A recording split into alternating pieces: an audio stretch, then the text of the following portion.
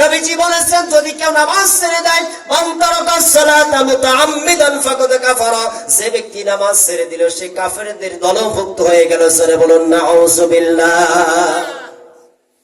নবীজির অসংখ্য হাদিসের ভিতর থেকে আরেকটা হাদিস, নবীজি বলেন বাইনাল আবদি বাইনাল কুফরি তারকুস সালাত, একটা মুশরিক আর একটা মুমিনের ভিতরে মাপকাঠি হলো নামাজ। বাজান রে, তাহলে এখন আসুন, আমাদের যত মাপকাঠি হলো নামাজ, তাহলে আমাদের নামাজের দরকার আছে কি না বাজান? এই জন্য আমরা নিয়াত করি জীবনে যত পাপ করেছি, আল্লাহ রাব্বুল আলামিন বলেন বান্দা যত পাপই তুমি করো না কেন, আমি তোমাদের জন্য একটা দরজা খোলা রেখেছি, তার নাম তাওবাতান নাসুহা। ও বান্দা যত গুনাহ করো না কেন, তুমি তাওবাতান নাসুহা পড়ো, আমি তোমার জীবনের সমস্ত পাপগুলো মাফ করে দেব। উদাহরণ ক্ষেত্রে যদি আসি বাজান, একটা বাজানের 5টা সন্তান, 5টা কিন্তু 5 রকম হয়। একটা সন্তান মাথা ভাঙা, প্রতিদিন বাড়িতে তার নামে বিচার আসে, বাবা মার নাম প্রতিদিন ডুবানোর চিন্তা করে, এমন সন্তান আছে কি নাই? প্রতিদিন বলে হাজী সাহেব আপনার আর সন্তান তো ভালোই, ছোট চাউলটা এত মাথা ভাঙা কেন?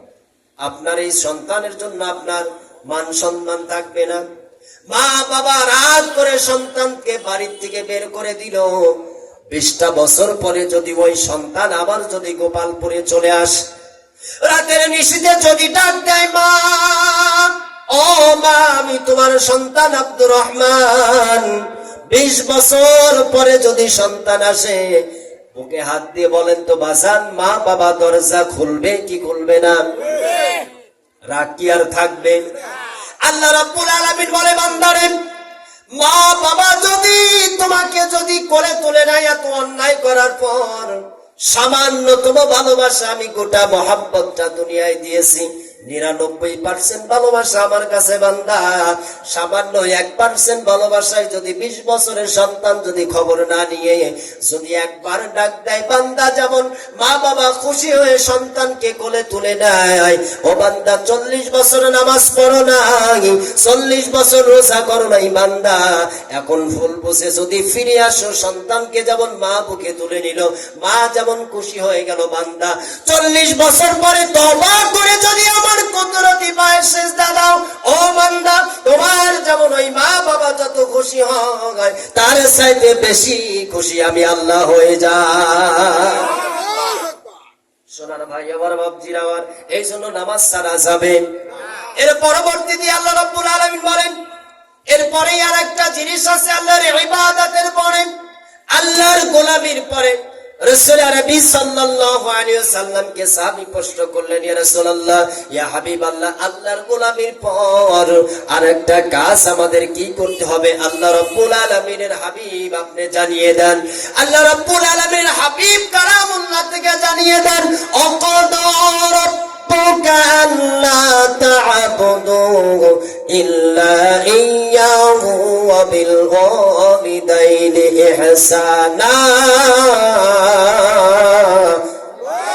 আল্লাহ রাব্বুল আলামিন জানিয়ে দেন বান্দারে, আমার ইবাদতের পর আমার গোলামির পর তোমরা তোমাদের পিতামাতার প্রতি ইহসান করো, খেদমত করো, দয়া করো, ভালোবাসো। ও দাদু ভাই, অনেক বাজানের মা অন্ধকার কবরে ঘুমিয়ে গেছেন, অনেকের আব্বা জান অন্ধকার কবরে ঘুমিয়ে গেছেন, কথা বলেন ঠিক কিনা? দাদা ভাই, অনেকের মা অন্ধকার কবরে ঘুমায়, অনেকের বাবা অন্ধকার কবরে ঘুমায়। এমন এখানে সন্তান আছি, মা জীবিত কিন্তু মার খেদমত করি না, বাবা জীবিত বাবার খেদমত করি না, এরকম সন্তান আছে কি নাই বাজান বলেন? অসংখ্য মানুষ আছে, অথচ রাসূল বলেছেন যার মা জীবিত আছে ওই সন্তানের জান্নাতের একটা দরজা খোলা আছে। সুবহানাল্লাহ। সেই বান্দার বাবা বেঁচে আছে, ওই বান্দার জান্নাতের আরেকটা দরজা খোলা আছে। যার মা বাবা উভয় বেঁচে আছেন তাদের 2টা জান্নাতের দরজা খোলা আছে। সুবহানাল্লাহ। সোনার ভাই আমার, বাপজিরা আমার, সেই মা অন্ধকার কবরে ঘুমায়, বাবা অন্ধকার কবরে ঘুমায়। আমাদেরকে যারা সন্তান এবং স্ত্রী আমাদেরকে ভালোবাসেন, স্বার্থের জন্য ভালোবাসে, কথা বলেন ঠিক কিনা? বড় ভাইটা ছোট ভাই মসজিদের মুয়াজ্জিন, বড় ভাইকে মাতে ভালোবাসে না। ছোট ভাই ডাক দিয়ে বলে, ভাই মার খেদমত করো, মার প্রতি দয়া করো, বাবার প্রতি দয়া করো, ভালোবাসো, জান্নাত আল্লাহ তোমাকে দান করবে। কারণ বিবি তোমার জন্য স্বার্থের জন্য ভালোবাসেন, সন্তান তোমাকে স্বার্থের জন্য ভালোবাসে। বড় ভাই বলে, না না না, কখনোই ওরা আমাকে স্বার্থের জন্য ভালোবাসে না। গোপালপুরে সরিষার ক্ষেত দেখতে গেছেন, বড় ভাইকে ছোট ভাই বলতেছে, ভাইজান আপনি একটা কাজ করবেন, আজকে আমি প্রমাণ দেব কারা স্বার্থ ছাড়া ভালোবাসে আর কারা স্বার্থের জন্য ভালোবাসে, আপনি একটা কথা মানবেন। ছোট ভাইকে বলতেছে, ভাই বল, কি কথাটা বলবি? ছোট ভাই বলতেছে, ভাইজান আপনি শুয়ে পড়বেন আর আমি গলা ছেড়ে ডাক দেব, গোপালপুরের সকল মানুষ জড়ো হয়ে যাবে, চক্ষু দুইটা বন্ধ করে রাখবেন, আর আমি বলবো আমার বড় ভাইকে সাপে কামড় দিয়ে মেরে ফেলেছে, একটা কথা বলবেন না। বড় ভাই শুয়ে আছেন, ছোট ভাই যখন চেঁচামেচি শুরু করে দিয়েছেন, সবাই দৌড়ে এসেছে, সন্তান দৌড়ায়, বিবি দৌড়ায়। এইবার ডাক দিচ্ছেন সন্তানকে, ভাতিজা তোমার আব্বাকে সাপে কামড় দিয়েছে, বাঁচানোর একটা অপশন আছে, ওসাকে ডাক দিতে হবে, ওসা ছাড়া তোমার আব্বাকে বাঁচাইতে পারবেন? কথা বলে না।